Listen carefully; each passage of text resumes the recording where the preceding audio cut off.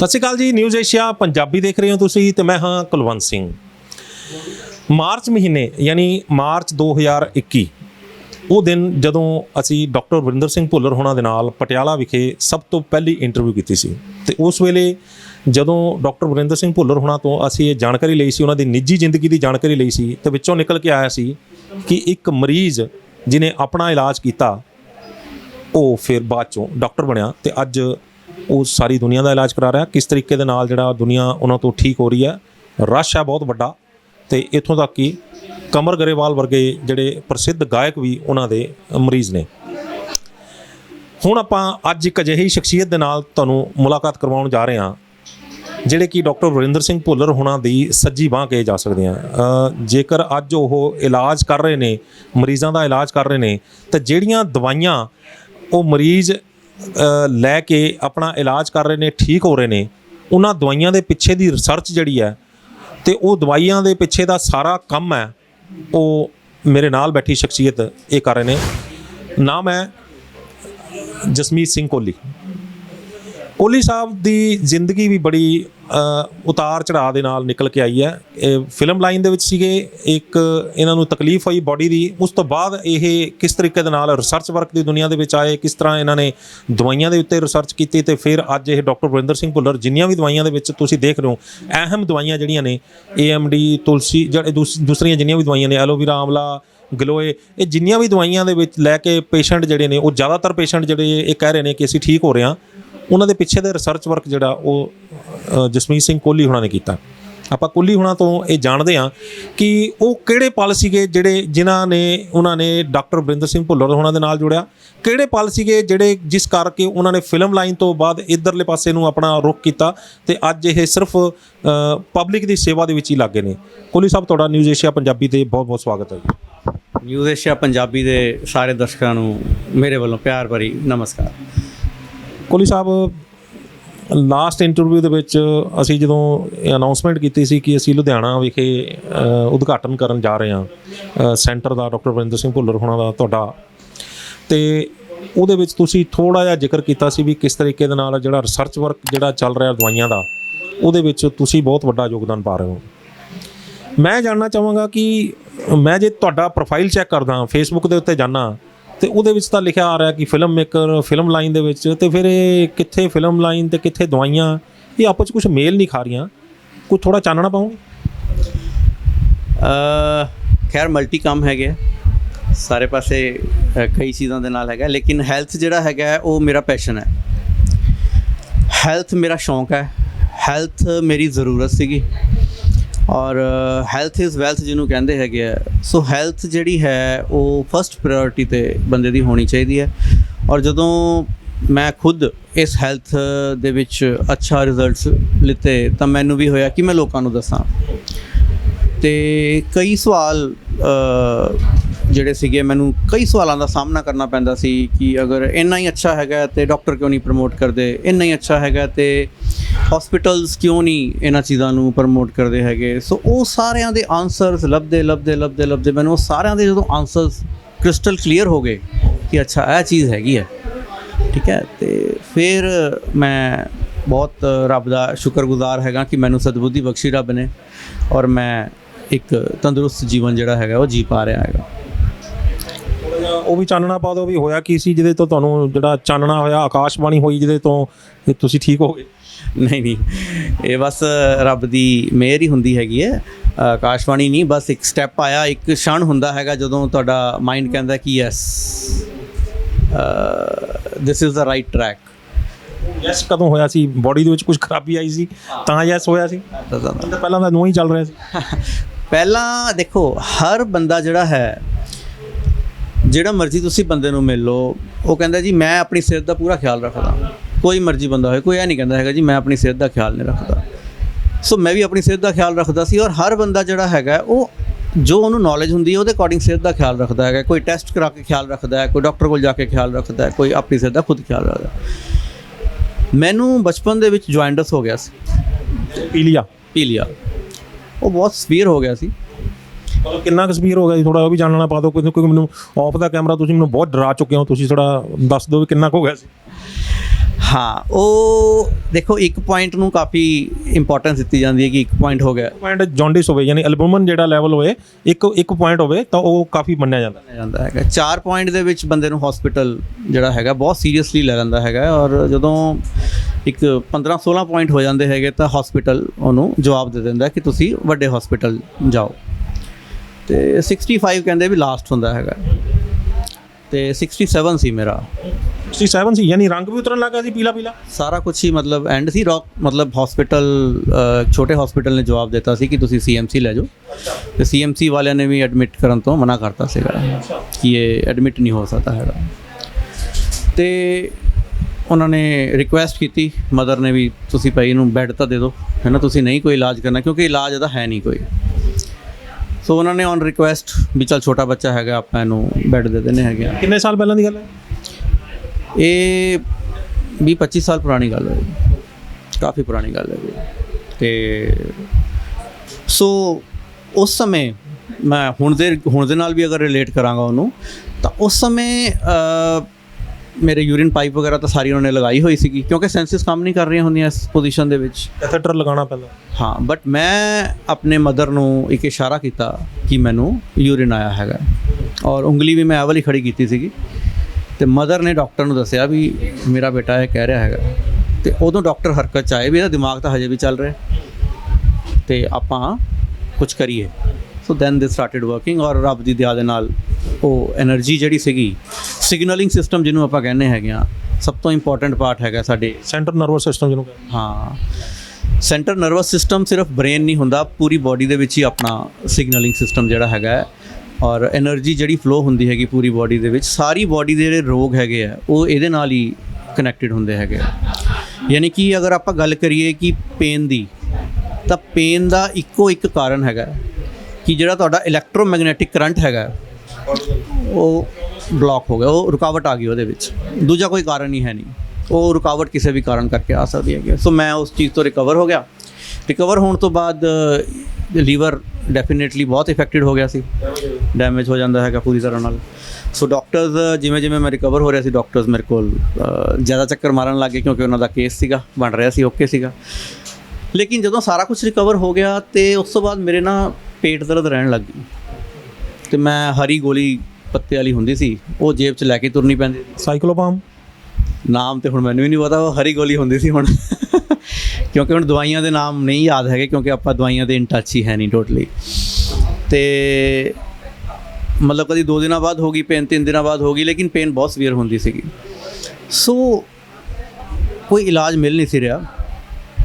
ਤੇ ਅਲਟੀਮੇਟਲੀ ਫਿਰ ਮੇਰਾ ਇੱਕ ਫਰੈਂਡ ਆਇਆ ਮੇਰੇ ਕੋਲ ਤੇ ਹੈਲਥ ਦੀ ਗੱਲ ਉਹਨੇ ਕੀਤੀ ਇੱਕ ਡਿਫਰੈਂਟ ਪਲੇਟਫਾਰਮ ਦੀ ਗੱਲ ਕੀਤੀ ਕਿ ਸਾਡੇ ਕੋਲ ਨਿਊਟ੍ਰੀਸ਼ਨ ਸਪਲੀਮੈਂਟਸ ਹੁੰਦੇ ਹੈਗੇ ਆ ਔਰ ਸਾਡੇ ਕੋਲ ਇੱਕ એનર્ਜੀ ਦੇ ਥਰੂ ਆਪਾਂ ਇਹਨੂੰ ਠੀਕ ਕਰਦੇ ਹੈਗੇ ਆ ਸੋ ਮੈਂ ਕਿਹਾ let's give it a try so ਉਹ ਉਸ ਤੋਂ ਬਾਅਦ ਦ ਮੋਮੈਂਟ ਉਹ એનર્ਜੀ ਵਾਲਾ ਜਿਹੜਾ ਇਫੈਕਟ ਸੀਗਾ ਉਹ ਮੈਂ ਲਿੱਤਾ ਔਰ ਇੱਕ ਹੋਰ ਚੀਜ਼ ਸੀਗੀ ਜਿਹਨੂੰ ਆਪਾਂ ਕਹਿੰਦੇ ਆ ਸੁਯੋਗ ਥੈਰੇਪੀ ਸੋ ਸੁਯੋਗ ਥੈਰੇਪੀ ਵੀ ਮੈਂ ਲਿੱਤੀ ਉਹ ਵੀ એનર્ਜੀ ਦੇ ਥਰੂ ਸਾਰਾ ਕਰੰਟ ਪਾਸ ਕਰਕੇ ਉਹਨਾਂ ਨੇ ਠੀਕ ਕੀਤਾ ਉਹ ਦਿਨ ਤੇ ਅੱਜ ਦਾ ਦਿਨ ਮੇਰਾ ਪੇਟ ਦਰਦ ਨਹੀਂ ਹੋਇਆ ਇਹ ਗੱਲ ਹੈਗੀ ਹੈ ਕਰੀਬਨ 12-14 ਸਾਲ ਪੁਰਾਣੀ 16 ਸਾਲ ਪੁਰਾਣੀ ਥੈਰੇਪੀ ਕਿਹੜੀ ਸੀ ਸੁਯੋਗ ਥੈਰੇਪੀ ਕਹਿੰਦੇ ਹੈਗੇ ਮਤਲਬ ਕਿੱਦਾਂ ਕੰਮ ਕਰਦੀ ਹੈ ਉਹ ਤੁਹਾਡੇ ਬਾਡੀ ਦੇ ਨਾਲ ਉਹ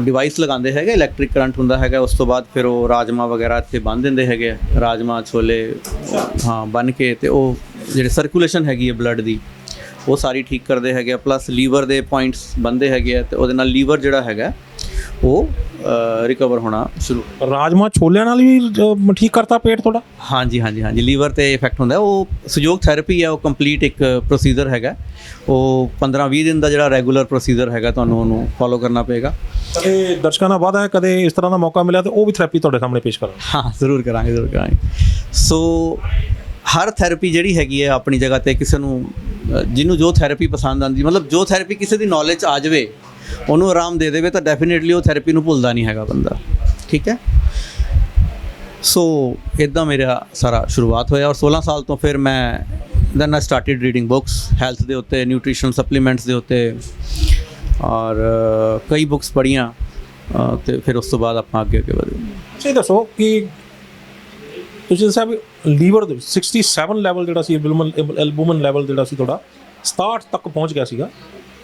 ਲੀਵਰ ਫਿਰ ਉਸ ਤੋਂ ਬਾਅਦ ਜਦੋਂ ਰਿਕਵਰ ਹੋ ਗਿਆ, ਲੀਵਰ ਕਿੰਨਾ ਕੁ ਡੈਮੇਜ ਹੋ ਗਿਆ, ਕਿੰਨੇ % ਲੀਵਰ ਕੰਮ ਕਰ ਰਿਹਾ? ਲੀਵਰ ਤੇ ਬਹੁਤ ਛੋਟਾ ਜਿਹਾ ਰਹਿ ਗਿਆ ਸੀਗਾ ਉਹ। ਹਾਂ 10% ਬਹੁਤ ਘੱਟ ਹੁੰਦਾ ਜੀ। ਬਹੁਤ ਘੱਟ ਹੁੰਦਾ ਹੈਗਾ। ਡਾਕਟਰ ਸੇ ਤਾਂ ਜਵਾਬ ਹੀ ਸੀਗਾ, ਡਾਕਟਰ ਥੋੜੀ ਕੁਝ ਕਰ ਰਹੇ ਸੀ, ਰੱਬ ਕਰ ਰਿਹਾ ਸੀ। ਰੱਬ ਕੋਲ ਹਰ ਚੀਜ਼ ਦਾ ਇਲਾਜ ਹੈ, ਇਹ ਕਿਸੇ ਡਾਕਟਰ ਨੇ ਨਹੀਂ ਠੀਕ ਕੀਤਾ, ਠੀਕ ਹੈ।